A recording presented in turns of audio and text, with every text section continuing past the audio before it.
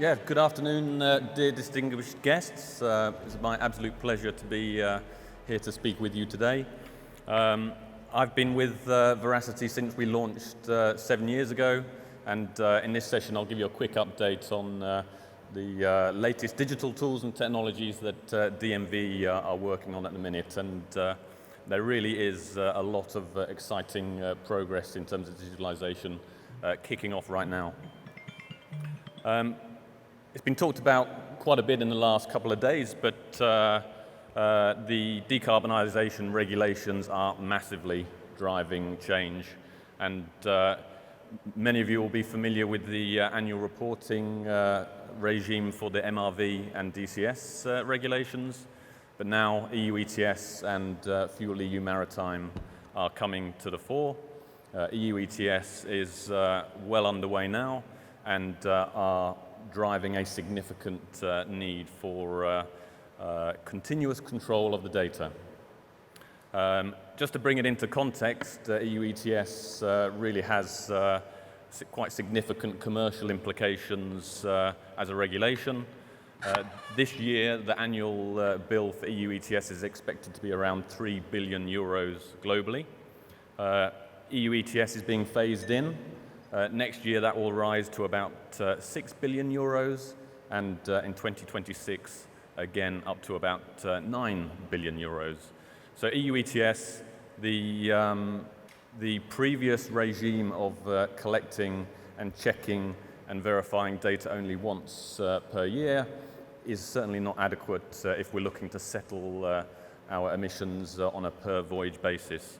So this continuous control is absolutely crucial and really requires a leveling up of the industry in terms of how we collect and manage our data, starting at the Noon Report. So last year, DNV launched Emissions Connect, and this was our response to support our customers with navigating this pretty significant challenge of a regulation. Emissions Connect uses the Veracity platform for all of the data ingest. So at the bottom there, instead of collecting data once a year, which was the previous regime for MRV and DCS, we now have API integrations with nearly all of the Noon reporting data collection companies globally. We've been working exceptionally hard on the Noon reporting standard, both the DNV standard, but also with other industry bodies, to make it very clear in terms of the data requirements for reporting. So that's been one of my key roles for the last few years, really building up that integrated partner ecosystem, because we recognize that the global shipping industry like to work with many different vendors. The maritime software landscape is quite distributed. There are practically hundreds of different vendors, and there really is a need to standardize and enable this data sharing for this type of use case. And for EU ETS, there really is a need for transparency and trust in the data, whether it's between the ship manager, the ship owner, but ultimately then to be able to generate trusted emission statements towards the charterer to allow the operators and the managers to settle that EU ETS bill. So once the data comes into DNV, we're checking and verifying 100% of that data every day. So practically real-time verification of data compared to the old once-a-year check.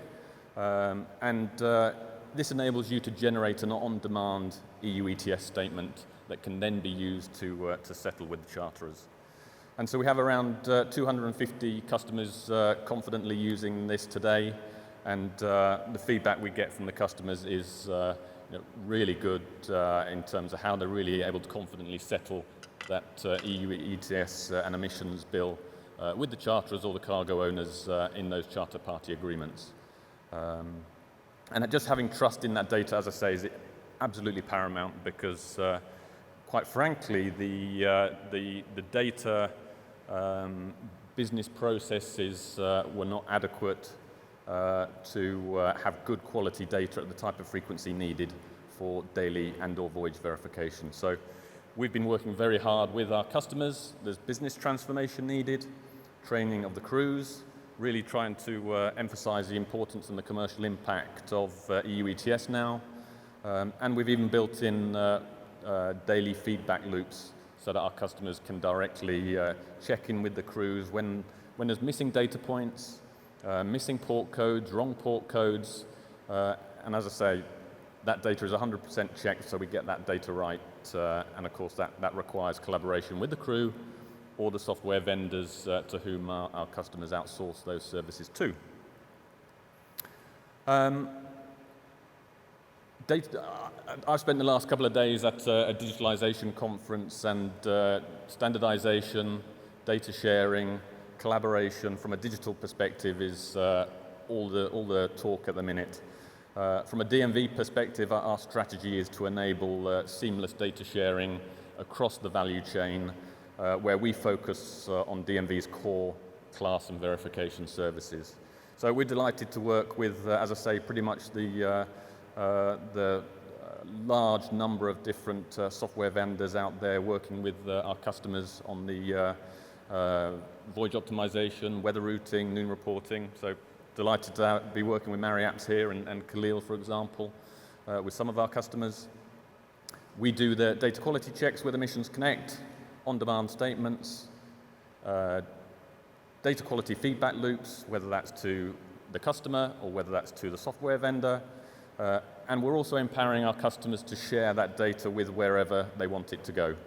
And whether that's for carbon trading and EU ETS procurement, or whether that's to some of the EUA settlement companies that are appearing, we now have pretty much a single-click self-service sharing so that our customers can manage the consent of the verified emissions data wherever they need it to go. Quite a nice use case, very relevant for the tanker segment here, is we've just signed a collaboration with INTERTANKO. And for those of you that are INTERTANKO members, you will have received a mail from them just last week where they announced their greenhouse gas reporting or benchmarking tool. We have a seamless API integration now with INTERTANKO so that you can just click share your verified emissions data to INTERTANKO for their anonymized benchmarking service, so you can see how your fleet and vessels are comparing with the other vessels that are sharing data.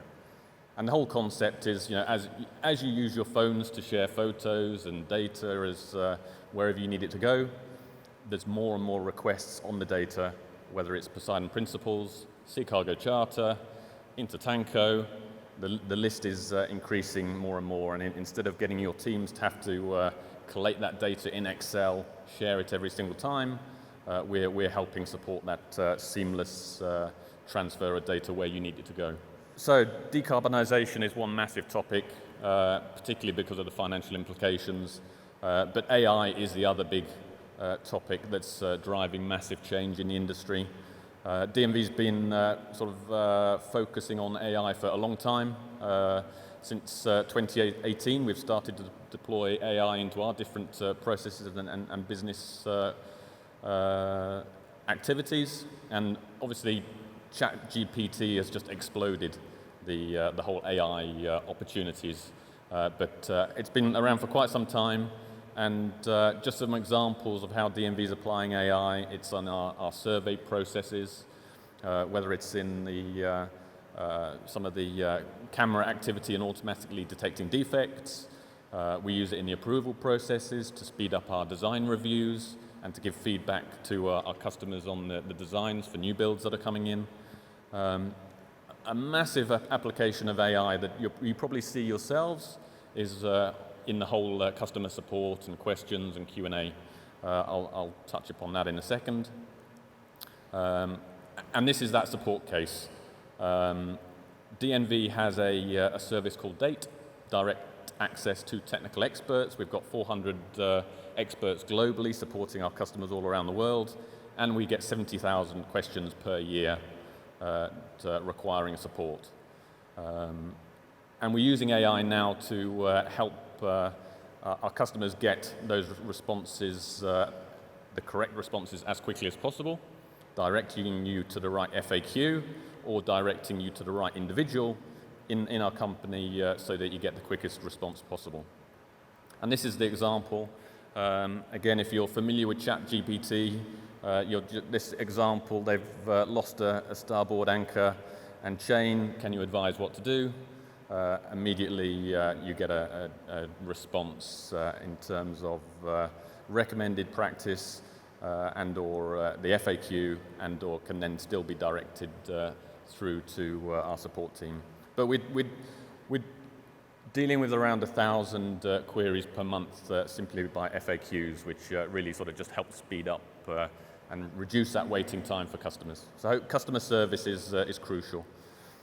The other AI opportunity that we see is on that design review process. So when designs are being sent to us for review, AI is used in the very first instance to spot where there are some potential iterations and our clients are given immediate feedback.